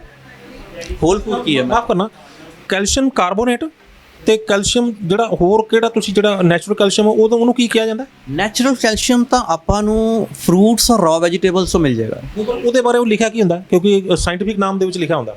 ਨਹੀਂ, ਆਪਾਂ ਨੂੰ ਜਦੋਂ ਆਪਾਂ ਇਦਾਂ ਦੇ ਕੁਝ ਕੰਬੀਨੇਸ਼ਨ ਪੜ੍ਹਦੇ ਆ ਨਾ, ਠੀਕ ਹੈ, ਤਾਂ ਕੁਝ ਤਾਂ ਸੀ ਸ਼ੈਲ ਦੇ ਵਿੱਚੋਂ ਵੀ ਕੈਲਸ਼ੀਅਮ ਆਉਂਦਾ ਹੈਗਾ ਜੋ ਥੋੜਾ ਜ਼ਿਆਦਾ ਐਬਜ਼ੌਰਬੇਬਲ ਹੁੰਦਾ ਹੈਗਾ, ਲੇਕਿਨ ਆਪਾਂ ਉਹ ਲੈਣਾ ਹੀ ਨਹੀਂ। ਸਰ ਮੇਰਾ ਕਹਿਣ ਤੋਂ ਭਾਵ ਇਹ ਹੈ ਕਿ ਮੰਨ ਲਓ ਇੱਕ ਬੰਦੇ ਨੇ ਨੈਚੁਰਲ ਤੁਸੀਂ ਪਾ ਰਹੇ ਹੋ ਕੈਲਸ਼ੀਅਮ ਦੇ ਰਹੇ ਹੋ ਨੈਚੁਰਲ ਪਾ ਰਹੇ ਹੋ, ਉਹਦੇ ਤੇ ਸਿਰਫ ਕੈਲਸ਼ੀਅਮ ਲਿਖੋਗੇ ਕਿ ਕੈਲਸ਼ੀਅਮ ਕਾਰਬੋਨੇਟ ਲਿਖੋਗੇ? ਲਿਖਾਂਗੇ ਨਹੀਂ, ਨਾ ਕੈਲਸ਼ੀਅਮ ਨਾ ਕੈਲਸ਼ੀਅਮ ਕਾਰਬੋਨੇਟ। ਕੀ ਲਿਖੋਗੇ ਸਰ ਉਹ ਤੁਸੀਂ ਉਹਦੇ ਸਾਡੇ ਇੰਗਰੀਡੀਐਂਟਸ ਜਿਹੜੇ ਨੇ ਉਹ ਇੰਪੋਰਟੈਂਟ ਹੋਣਗੇ, ਠੀਕ ਹੈ ਨਾ। ਉਹਦੇ ਵਿੱਚ ਅਸੀਂ ਲਿਖ ਦਾਂਗੇ ਕਿ ਇਹ ਕੈਲਸ਼ੀਅਮ ਦੀ ਕਮੀ ਪੂਰੀ ਕਰੇਗਾ, ਕਿਉਂਕਿ ਅਸੀਂ ਇਹ ਨਹੀਂ ਲਿਖੋਗੇ ਵੀ ਕੈਲਸ਼ੀਅਮ ਹੈ ਇਹਦੇ ਵਿੱਚ ਜਾਂ ਕੀ ਹੈ। ਉਹ ਕੈਲਸ਼ੀਅਮ ਡਰਾਈਵ ਕੀਤਾ ਹੁੰਦਾ ਉਹਨਾਂ ਨੇ, ਕਿ ਕੈਲਸ਼ੀਅਮ ਕੱਢਿਆ ਹੁੰਦਾ ਕਿਸੇ ਚੋਂ। ਹਾਂ, ਮਤਲਬ ਇੱਕ ਚੀਜ਼ ਚੂਨੇ ਚੋਂ ਕੈਲਸ਼ੀਅਮ ਕੱਢ ਲਿਆ ਉਹਨਾਂ ਨੇ, ਹੈ ਨਾ, ਵੀ ਕੈਲਸ਼ੀਅਮ ਕੱਢ ਕੇ ਦੇਤਾ। ਕਿਸੇ ਚੋਂ ਵਿਟਾਮਿਨ ਏ ਕੱਢਤਾ, ਉਹ ਲਿਖਿਆ ਹੁੰਦਾ ਵਿਟਾਮਿਨ ਏ ਇੰਨਾ, ਵਿਟਾਮਿਨ ਬੀ ਇੰਨਾ। ਉਹ ਇੱਕ ਚੀਜ਼ ਚੋਂ ਕੱਢਿਆ ਹੁੰਦਾ, ਮੰਨ ਲਓ ਐਪਲ ਚੋਂ ਕੁਝ ਕੱਢ ਲਿਆ, ਠੀਕ ਹੈ, ਸੰਤਰੇ ਚੋਂ ਵਿਟਾਮਿਨ ਸੀ ਕੱਢ ਲਿਆ, ਇੱਦਾਂ ਕੁਝ ਕੱਢ ਕੇ ਉਹਨਾਂ ਨੇ ਉਹਦੇ 'ਚ ਪਾ ਦਿੱਤਾ ਹੁੰਦਾ, ਲੇਕਿਨ ਉਹ ਐਬਜ਼ੌਰਬ ਹੀ ਨਹੀਂ ਹੁੰਦਾ ਬੋਡੀ ਦੇ ਵਿੱਚ, ਉਹਦੀ ਜਗ੍ਹਾ ਨਹੀਂ ਹੈ, ਠੀਕ ਹੈ। ਇਹਦਾ ਇੱਕ ਹੋਰ ਕਾਰਨ ਹੈ, ਮੈਂ ਪਹਿਲੇ ਇਹ ਦੱਸਣਾ ਚਾਹਾਂਗਾ ਕਿ ਹੋਲ ਫੂਡ ਜਿਹੜਾ ਹੈ, ਇੱਕ ਕੰਪਲੀਟ ਫੂਡ, ਅਗਰ ਆਪਾਂ ਇੱਕ ਐਪਲ ਦਾ ਪਾਊਡਰ ਬਣਾ ਕੇ ਉਹ ਖਾਂਦੇ ਹੈਗੇ ਆ ਤਾਂ ਉਹ ਇੱਕ ਕੰਪਲੀਟ ਫੂਡ ਹੈ। ਸਪਿਰੂਲੀਨਾ ਜਿਹੜੀ ਅਸੀਂ ਦਿੰਦੇ ਹੈਗੇ ਆ, ਸਪਿਰੂਲੀਨਾ ਇੱਕ ਕੰਪਲੀਟ ਫੂਡ ਹੈ, ਉਹਦੇ 'ਚ ਕੁਝ ਕੱਢਿਆ ਨਹੀਂ ਹੋਇਆ ਆਪਾਂ। ਹਾਂ, ਗਿਲੋ ਰਸ ਹੈਗਾ, ਗਿਲੋ ਰਸ ਇੱਕ ਕੰਪਲੀਟ ਫੂਡ ਹੈਗਾ। ਉਹ ਸਾਰਾ ਇੱਕ ਕੰਪਲੀਟ ਫੂਡ ਜਿਹੜਾ ਹੁੰਦਾ ਹੈ ਉਹ ਆਪਣੇ ਆਪ ਦੇ ਵਿੱਚ ਇੱਕ ਕੰਪਲੀਟ ਇਨਗਰੀਡੀਐਂਟ ਹੁੰਦੇ ਹੈਗੇ ਆ ਕਿ ਉਹ ਬਾਡੀ ਦੇ ਵਿੱਚ ਪ੍ਰੋਪਰਲੀ ਐਬਜ਼ੌਰਬ ਹੋ ਜਾਣ। ਆਪਾਂ ਜਦੋਂ ਤੋਂ ਕੁਝ ਕੱਢ ਲਾਂਗੇ, ਕੱਢ ਕੇ ਆਪਾਂ ਇੱਕ ਚਾਰ ਚੀਜ਼ਾਂ ਕੱਢ ਕੇ ਮਲਟੀਵਿਟਾਮਿਨ ਗੋਲੀ ਬਣਾਤੀ, ਉਹਦਾ ਕੋਈ ਯੂਜ਼ ਨਹੀਂ ਹੈਗਾ। ਉਹ ਤੁਹਾਡੀ ਬਾਡੀ 'ਚ ਐਬਜ਼ੌਰਬ ਨਿਊਟ੍ਰੀਐਂਟ ਵੈਲਿਊ ਤਾਂ ਪੂਰੀ ਦੇ ਰਿਹਾ, ਲੇਕਿਨ ਉਹ ਬਾਡੀ ਦੇ ਐਬਜ਼ੌਰਪਸ਼ਨ ਔਰ ਬਾਡੀ ਦੇ ਵਿੱਚ ਜਿਹੜੀ ਉਹਦੀ એનર્ਜੀ ਲੈਵਲ ਔਰ ਜੋ ਚੀਜ਼ ਬਾਡੀ 'ਚ ਉਹਨੇ ਕਰਨੀ ਹੈ ਉਹ ਪੋਸੀਬਿਲਿਟੀ ਹੈ ਨਹੀਂ ਉਹਦੀ। ਚਲੋ ਹੁਣ ਭਾਈਏ, ਇਹ ਤਾਂ ਤੁਸੀਂ ਗੱਲ ਕੀਤੀ AMD ਦੀ। ਹੁਣ ਆਈਏ ਵੀ ਹੋਰ ਕਿਹੜੇ ਪ੍ਰੋਡਕਟ ਜਿਹੜੇ ਸੀਗੇ ਉਹ ਤੁਸੀਂ ਉਹਦੇ ਵਿੱਚ ਆਪਣਾ ਰਿਸਰਚ ਐਂਡ ਡਿਵੈਲਪਮੈਂਟ ਯਾਨੀ R&D ਕੀਤੀ, ਤੇ ਉਸ ਤੋਂ ਬਾਅਦ ਫਿਰ ਜਿਹੜਾ ਡਾਕਟਰ ਵਰਿੰਦਰ ਸਿੰਘ ਭੁੱਲਰ ਹੋਣੀ ਅੱਜ ਬਹੁਤ ਸਾਰੇ ਮਰੀਜ਼ ਠੀਕ ਕਰੀ ਜਾ ਰਹੇ ਨੇ ਤੇ ਮਾਲਕਾਂ ਦਾ ਮਸ਼ਹੂਰੀ ਕੰਪਨੀ। ਹਾਂ, ਮੈਂ ਇੱਕ ਚੀਜ਼ ਹੋਰ ਥੋੜਾ ਜਿਹਾ ਜਿਹੜਾ ਹੈਗਾ ਪ੍ਰੋਡਕਟਸ ਤੇ ਆਉਣ ਤੋਂ ਪਹਿਲੇ ਇੱਕ ਚੀਜ਼ ਹੋਰ ਕਲੀਅਰ ਕਰਨਾ ਚਾਹੁੰਦਾ ਹੈਗਾ ਕਿ ਦਰਸ਼ਕਾਂ ਦੇ ਮਨ 'ਚ ਕਈ ਸਵਾਲ ਹੋਰ ਵੀ ਆ ਜਾਂਦੇ ਹੈਗੇ ਆ, ਕਿਉਂਕਿ ਮੇਰੇ ਮਨ 'ਚ ਵੀ ਬਹੁਤ ਸਵਾਲ ਸੀਗੇ। ਜਿਵੇਂ ਮੇਰੇ ਸਵਾਲ ਕਲੀਅਰ ਹੋਏ, ਮੈਂ ਇੱਕ ਸਿੰਪਲੀਫਾਈਡ ਵੇ ਦੇ ਵਿੱਚ ਹੁਣ ਦਰਸ਼ਕਾਂ ਨੂੰ ਦੱਸਣਾ ਚਾਹੁੰਦਾ ਕਿ ਹਰ ਖਾਣੇ ਦਾ ਇੱਕ ਐਡਰੈਸ ਕੋਡ ਹੁੰਦਾ ਹੈ ਖਾਣੇ ਦੇ ਵਿੱਚ। ਇੱਕ ਨੋਬਲ ਪ੍ਰਾਈਜ਼ ਵਿਨਿੰਗ ਸਾਇੰਸ ਹੈਗੀ ਹੈ ਕਿ ਹਰ ਖਾਣਾ ਅਗਰ ਸੰਤਰਾ ਹੈਗਾ, ਉਹ ਸੰਤਰੇ ਦੇ ਵਿੱਚ ਇੱਕ ਐਡਰੈਸ ਕੋਡ ਹੋਏਗਾ ਕਿ ਇਹਨੇ ਬਾਡੀ ਦੇ ਕਿਹੜੇ ਹਿੱਸੇ 'ਚ ਜਾਣਾ ਹੈਗਾ, ਠੀਕ ਹੈ। ਨਾਰੀਅਲ ਖਾਣੇ ਆ ਤਾਂ ਉਹਦਾ ਇੱਕ ਐਡਰੈਸ ਕੋਡ ਹੈ ਕਿ ਨਾਰੀਅਲ ਨੇ ਬਾਡੀ ਦੇ ਕਿਹੜੇ ਹਿੱਸੇ ਜਾਣਾ, ਨਾਰੀਅਲ ਨੂੰ ਪਤਾ ਹੈ।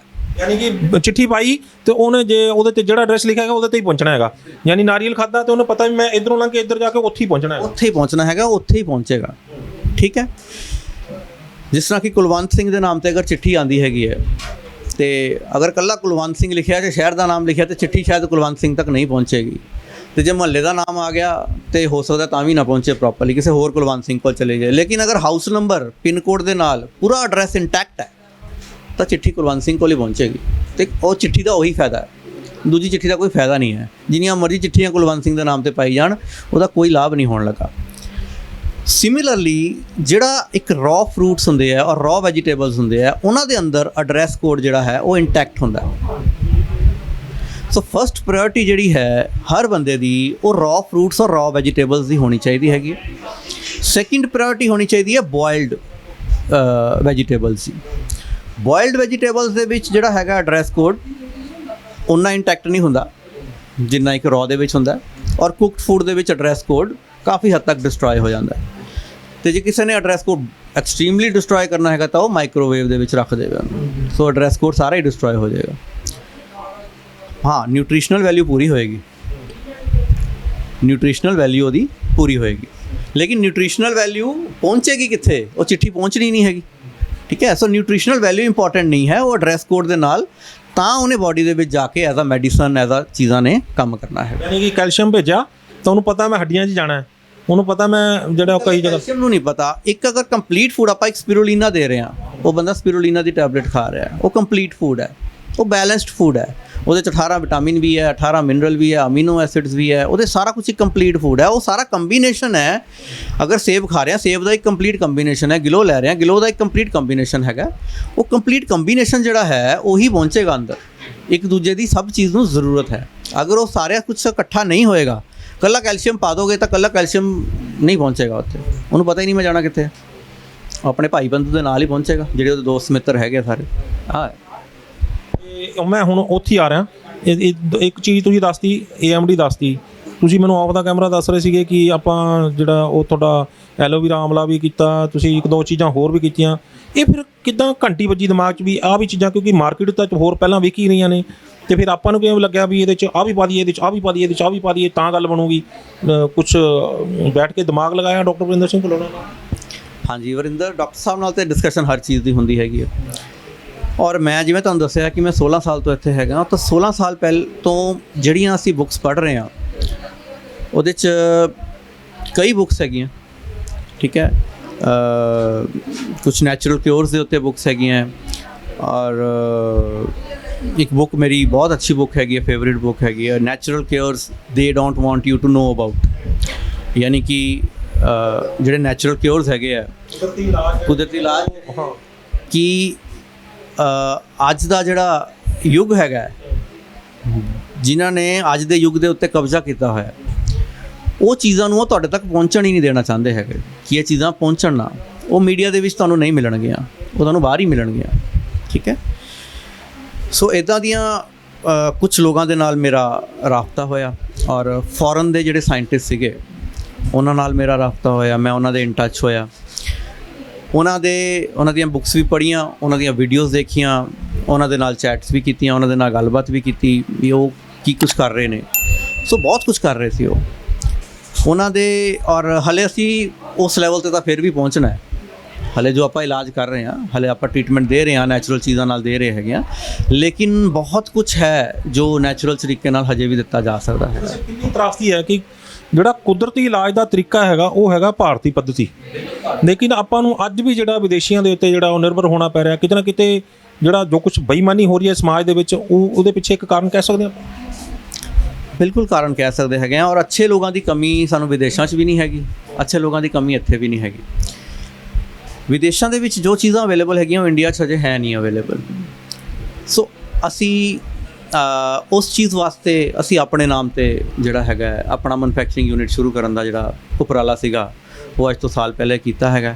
ਅਤੇ ਹੁਣ ਜਿਹੜਾ ਹੈਗਾ ਅਸੀਂ ਇੱਕ ਉਸ ਉਪਰਾਲੇ ਕਰਕੇ ਅਸੀਂ ਹੁਣ ਆਪਣੀਆਂ ਜਿਹੜੀਆਂ ਪ੍ਰੋਡਕਟ ਸਾਡੇ ਆਉਣਗੇ, ਉਹ ਸਾਰੇ ਜਿਹੜੇ ਪ੍ਰੋਡਕਟਸ ਹੋਣਗੇ ਉਹ ਡੈਫੀਨੇਟਲੀ ਉਹ ਇੱਕ ਪ੍ਰੋਡਕਟ ਜਿਹੜਾ ਹੈਗਾ ਉਹ ਬਹੁਤ ਹੀ ਅੱਛਾ, ਨੈਚੁਰਲ ਔਰ ਇੱਕ ਹੋਲ ਫੂਡ ਦਾ ਕਨਸੈਪਟ ਦੇ ਵਿੱਚ ਹੋਏਗਾ। ਉਹਦੇ ਵਿੱਚੋਂ ਇੱਦਾਂ ਨਹੀਂ ਹੋਏਗਾ ਕਿ ਇੱਕ ਚੀਜ਼ ਲੈ ਲਈ, ਦੋ ਚੀਜ਼ਾਂ ਲੈ ਲਈਆਂ, ਨਹੀਂ। ਉਹ ਕੰਪਲੀਟ ਫੂਡ ਹੋਏਗਾ ਜੋ ਵੀ ਆਪਾਂ ਦਿਆਂਗੇ, ਤਾਂ ਕਿ ਉਹ ਕੰਪਲੀਟਲੀ ਜਾ ਕੇ ਉਹਨੂੰ ਪ੍ਰੋਪਰ ਪਤਾ ਹੋਵੇ ਕਿ ਮੈਂ ਕੀ ਕਰਨਾ ਅੰਦਰ ਜਾ ਕੇ, ਔਰ ਨੈਚੁਰਲੀ ਉਹ ਇਮੀਡੀਏਟ ਇਨਸਟੈਂਟ ਅੱਛਾ ਰਿਜ਼ਲਟ ਦੇਵੇ।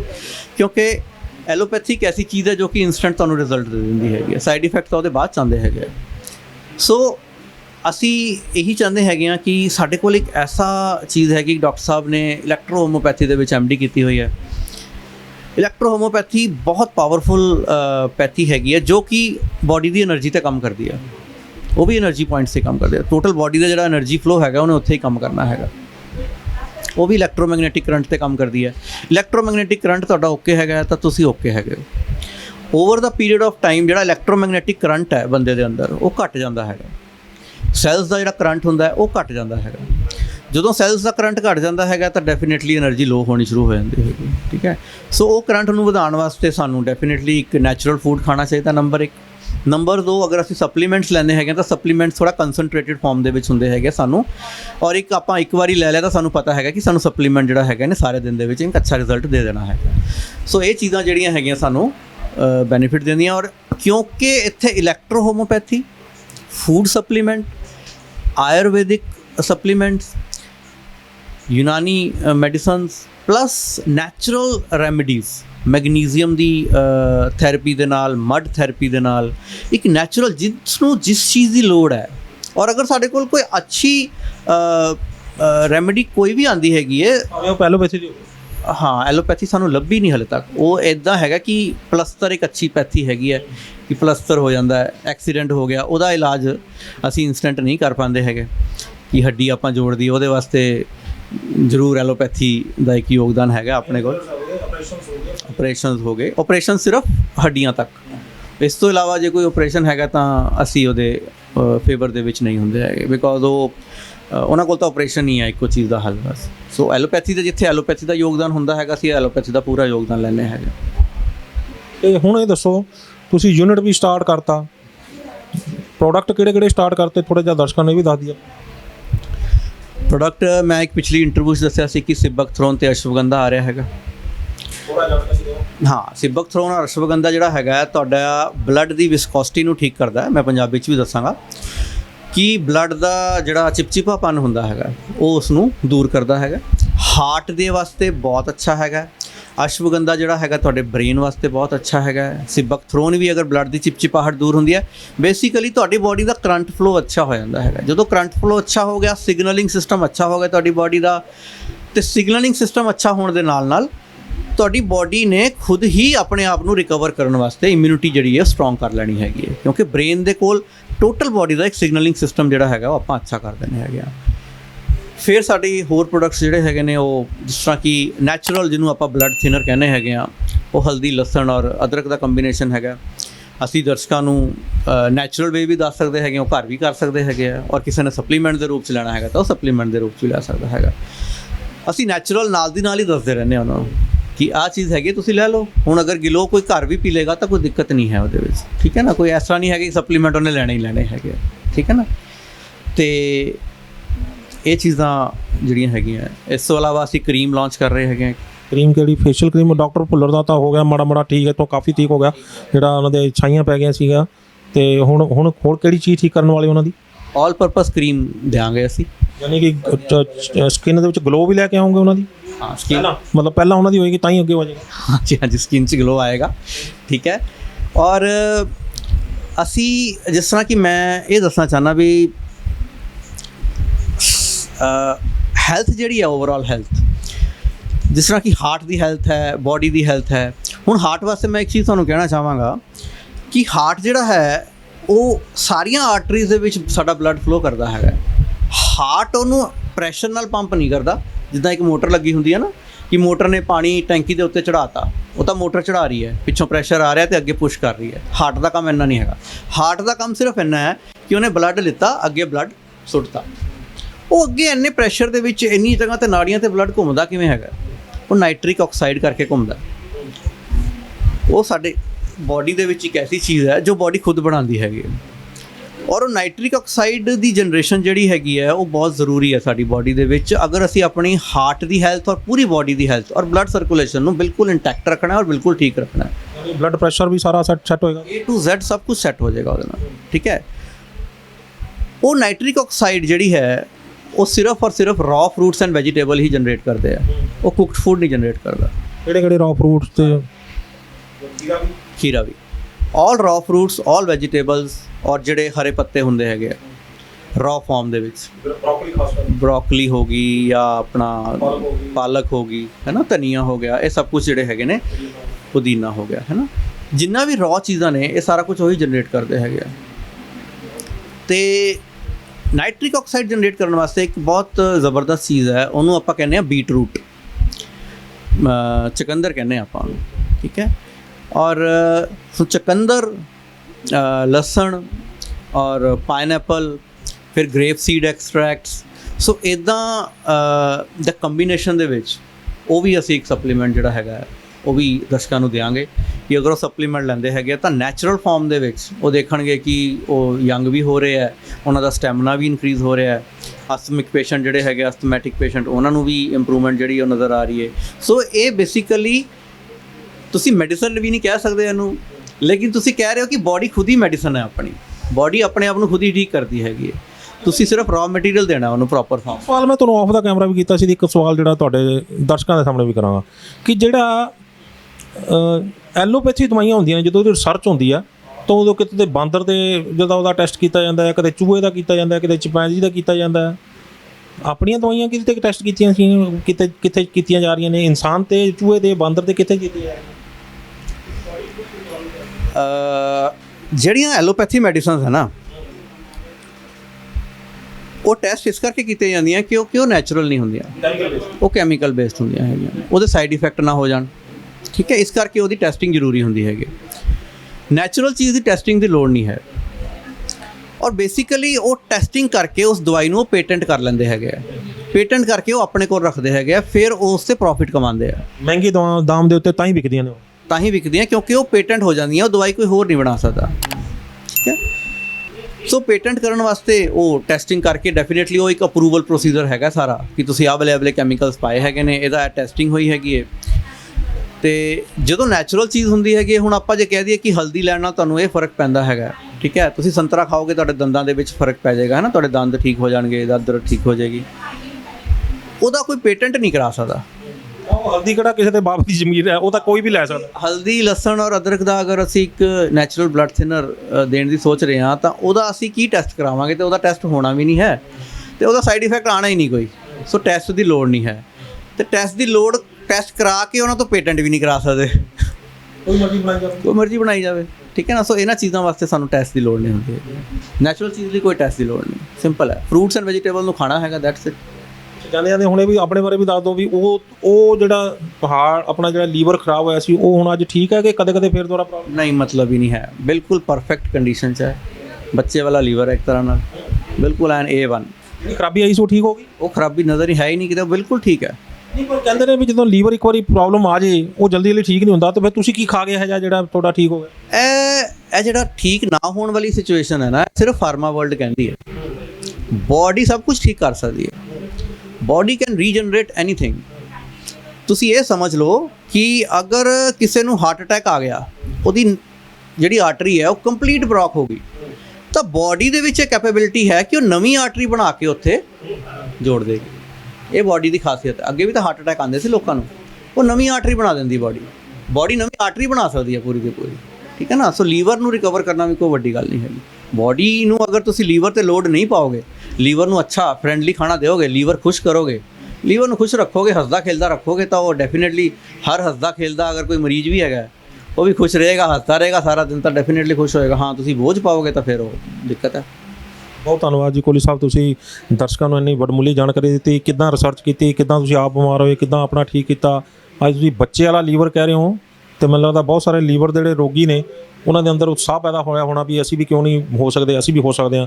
ਜੇ ਕੋਹਲੀ ਸਾਹਿਬ ਦਾ 67 ਲੈਵਲ ਦਾ ਐਲਬੂਮਿਨ ਹੋ ਗਿਆ ਹੋਵੇ ਅਤੇ ਉਹ ਵੀ ਅੱਜ ਬੱਚੇ ਵਾਲਾ ਲੀਵਰ ਕਹਿ ਰਹੇ ਨੇ, ਅਤੇ ਉਹ ਕਿਉਂ ਨਹੀਂ ਹੋ ਸਕਦੇ। ਤੁਹਾਡਾ ਬਹੁਤ ਬਹੁਤ ਧੰਨਵਾਦ। ਹਾਂਜੀ, ਨਿਊ ਏਸ਼ੀਆ ਪੰਜਾਬੀ ਦਾ ਮੇਰੇ ਵੱਲੋਂ ਬਹੁਤ ਬਹੁਤ ਧੰਨਵਾਦ, ਔਰ ਸਾਰੇ ਦਰਸ਼ਕਾਂ ਨੂੰ ਮੇਰੀ ਪਿਆਰ ਭਰੀ ਸਤਿ ਸ਼੍ਰੀ ਅਕਾਲ। ਸਤਿ ਸ਼੍ਰੀ ਅਕਾਲ ਜੀ। ਸੋ ਇਹ ਸਨ ਜਸਮੀਤ ਸਿੰਘ ਜੀ ਕੋਹਲੀ, ਜਿਹੜੇ ਕਿ ਡਾਕਟਰ ਵਰਿੰਦਰ ਸਿੰਘ ਭੁੱਲਰ ਹੋਣਾ ਦੇ ਸਾਥੀ ਨੇ। ਜਿੰਨਾ ਵੀ ਦਵਾਈਆਂ ਜਾਂ ਕਹਿ ਲਓ ਜਾਂ ਰੈਮਡੀਜ਼ ਕਹਿ ਲਓ ਜਾਂ ਫਿਰ ਇਹ ਕਹਿ ਲਓ ਕਿ ਨੈਚੁਰਲ ਫੂਡ ਜੇ ਆਪਾਂ ਕਹਿ ਸਕਦੇ ਹਾਂ, ਉਸ ਜਿੰਨੇ ਵੀ ਪ੍ਰੋਡਕਟਸ ਤਿਆਰ ਕਰਵਾ ਰਹੇ ਨੇ ਡਾਕਟਰ ਵਰਿੰਦਰ ਸਿੰਘ ਭੁੱਲਰ ਹੋਣੀ, ਉਹ ਸਾਰਿਆਂ ਦੇ ਪਿੱਛੇ R&D ਯਾਨੀ ਕਿ ਰਿਸਰਚ ਐਂਡ ਡਿਵੈਲਪਮੈਂਟ ਦਾ ਕੰਮ ਉਹ ਜਸਮੀਤ ਸਿੰਘ ਕੋਹਲੀ ਹੁਣੀ ਕਰ ਰਹੇ ਨੇ। ਡਾਕਟਰ ਵਰਿੰਦਰ ਸਿੰਘ ਭੁੱਲਰ ਹੋਣਾ ਦੇ ਨਾਲ ਮਿਲ ਕੇ ਵਿਚਾਰ ਚਰਚਾ ਕਰਕੇ ਵੀ ਕਿਹੜੀ ਚੀਜ਼ ਦੇ ਵਿੱਚ ਕੀ ਪਾਇਆ ਜਾ ਸਕਦਾ, ਕਿੱਦਾਂ ਉਹਦੇ ਚੋਂ ਕੱਢ ਕੇ ਕਿਹੜੀ ਚੀਜ਼ ਨੁਕਸਾਨਦਾਇਕ ਹੈ, ਕਿਹੜੀ ਚੀਜ਼ ਫਾਇਦੇਮੰਦ ਹੈ, ਕਿਹੜੀ ਚੀਜ਼ ਹੋਰ ਫਾਇਦੇਮੰਦ ਹੈ। ਇਹਨਾਂ ਦਾ ਯੂਨਿਟ ਵੀ ਲੱਗ ਗਿਆ, ਬਹੁਤ ਸਾਰੇ ਯੂਨਿਟ ਜਿਹੜੇ ਨੇ ਇੰਡੀਆ ਦੇ ਵਿੱਚ ਵੀ ਨੇ। ਕੋਈ ਡਾਕਟਰ ਭੁੱਲਰ ਨੇ ਆਪਣੇ ਨਾਲ ਵਾਅਦਾ ਕੀਤਾ ਹੈ ਵੀ ਹਰ ਯੂਨਿਟ ਜਿੱਥੇ ਤਿਆਰ ਹੋ ਰਹੀਆਂ ਨੇ ਦਵਾਈਆਂ ਰੈਮਡੀਜ਼, ਉੱਥੇ ਨਿਊਜ਼ ਏਸ਼ੀਆ ਪੰਜਾਬੀ ਦਾ ਕੈਮਰਾ ਜਾਏਗਾ, ਨਿਊਜ਼ ਏਸ਼ੀਆ ਪੰਜਾਬੀ ਦੇ ਦਰਸ਼ਕਾਂ ਵਾਸਤੇ ਉਹ ਜਾਣਕਾਰੀਆਂ ਪਹੁੰਚਾਏਗਾ ਤਾਂ ਕਿ ਉਹ ਪ੍ਰੋਡਕਟ ਬਣ ਕਿਵੇਂ ਰਹੇ ਨੇ ਉਹ ਸਾਰਿਆਂ ਦਰਸ਼ਕਾਂ ਦੇ ਸਾਹਮਣੇ ਪੇਸ਼ ਕੀਤੇ ਜਾਣ। ਅੱਜ ਜਾਣਕਾਰੀ ਆਈ ਹੈ, ਅੱਜ ਉਹਨਾਂ ਦੇ ਪਿੱਛੇ ਦਾ ਜਿਹੜਾ ਸੋਰਸ ਆਇਆ ਸਾਡੇ ਸਾਹਮਣੇ ਕਿ ਕਿਹੜੇ ਬੰਦੇ ਨੇ ਜਿਹੜੇ ਉਹਨਾਂ ਦਵਾਈਆਂ ਨੂੰ ਤਿਆਰ ਕਰਵਾ ਰਹੇ ਨੇ, ਉਹਨਾਂ ਰੈਮਡੀਜ਼ ਨੂੰ ਤਿਆਰ ਕਰਵਾ ਰਹੇ ਨੇ। ਅਤੇ ਅੱਜ ਆਪਾਂ ਜਿਹੜੇ ਉਹ ਡਾਕਟਰ ਭੁੱਲਰ ਹੋਣਾ ਤੋਂ ਬਾਅਦ ਫਿਰ ਜਾਣਕਾਰੀ ਲੈਣ ਤੋਂ ਬਾਅਦ ਜਿਹੜਾ ਉਹ ਫਿਰ ਅੱਗੇ ਚੱਲ ਕੇ ਫਿਰ ਆਪਾਂ ਇਹ ਦੇਖਾਂਗੇ ਕਿ ਕਿਸ ਤਰੀਕੇ ਦੇ ਨਾਲ ਅੱਗੇ ਜਿਹੜੀਆਂ ਦਵਾਈਆਂ ਉਹ ਜਿਹੜੀਆਂ ਬਣ ਰਹੀਆਂ ਨੇ ਉਸ ਨੂੰ ਆਪਾਂ ਦਰਸ਼ਕਾਂ ਦੇ ਅੱਗੇ ਬਣਦੇ ਹੋਏ ਕਿਵੇਂ ਪੇਸ਼ ਕਰਾਂਗੇ। ਸੋ ਜਸਮੀਤ ਸਿੰਘ ਜੀ ਕੋਹਲੀ, ਤੁਹਾਡਾ ਬਹੁਤ ਬਹੁਤ ਧੰਨਵਾਦ ਇੱਕ ਵਾਰੀ ਫੇਰ। ਅਤੇ ਦਰਸ਼ਕਾਂ ਨੂੰ ਜਾਂਦੇ ਕੁਝ ਕਹਿਣਾ ਚਾਹੋਗੇ? ਬਸ ਤੁਸੀਂ ਜਿਹੜਾ ਹੈਗਾ ਸਾਡਾ ਮਿਸ਼ਨ ਇਹੀ ਹੈ ਕਿ ਅਸੀਂ ਨੌਲੇਜ ਜ਼ਰੂਰ ਵੰਡਦੇ ਹਾਂ, ਗਿਆਨ ਵੰਡਦੇ ਹੈਗੇ ਹਾਂ। ਸੋ ਤੁਸੀਂ ਗਿਆਨ ਲੈ ਕੇ ਖੁਦ ਆਪਣੇ 'ਤੇ ਅਪਲਾਈ ਕਰਨਾ ਹੈਗਾ ਅਤੇ ਤੰਦਰੁਸਤ ਰਹਿਣਾ ਹੈਗਾ। ਇੱਕ ਮਿਸ਼ਨ ਬਣਾਓ ਕਿ ਤੁਸੀਂ ਖੁਦ ਤੰਦਰੁਸਤ ਰਹਿਣਾ ਹੈਗਾ ਔਰ ਲੋਕਾਂ ਨੂੰ ਤੁਸੀਂ ਗਿਆਨ ਵੰਡ ਕੇ ਤੰਦਰੁਸਤ ਰੱਖਣਾ ਹੈਗਾ। ਹਰ ਬੋਡੀ ਜਿਹੜੀ ਹੈ ਉਹ ਕੈਪੇਬਲ ਹੈ ਆਪਣੇ ਆਪ ਨੂੰ ਤੰਦਰੁਸਤ ਰੱਖਣ ਵਾਸਤੇ। ਸੋ ਤੁਸੀਂ ਬੋਡੀ ਨੂੰ ਨੈਚੁਰਲ ਚੀਜ਼ਾਂ ਦਿਓ ਔਰ ਤੰਦਰੁਸਤ ਰਹੋ। ਬਹੁਤ ਸ਼ੁਕਰੀਆ।